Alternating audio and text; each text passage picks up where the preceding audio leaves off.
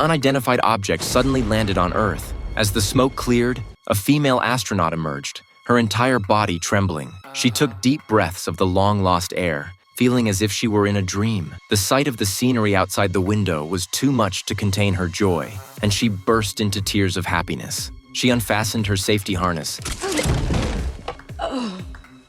and despite the pain coursing through her body, slowly crawled to her feet. Mustering all her strength, she opened the escape pod door. But the moment the door swung open, a desperate scene unfolded before her eyes. A ferocious wolf appeared, and Annie was too terrified to make a sound. The fierce wolf suddenly barged in, baring its fangs.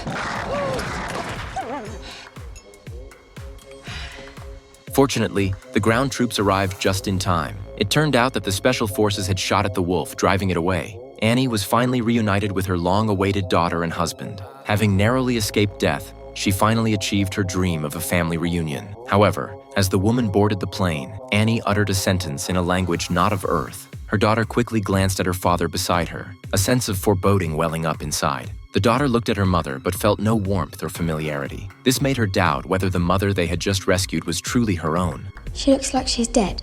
But the bizarre events were far from over. Due to the escape pod's speed of 16,093 kilometers per hour, the woman's legs were nearly disabled, requiring daily rehabilitation exercises. Yet, the doctor prescribed anti-anxiety medication, which left the woman perplexed. As she and her daughter were about to return to their quarters, the woman unfortunately fell. An immense pain instantly spread throughout her body. She immediately instructed her daughter to bring her father. Suddenly, she noticed the same eerie corridor she had seen on the space station appeared before her. On the cabinet, her daughter's necklace swayed eerily, and there was a knocking sound coming from inside. Alice? Here. You alright? You fell.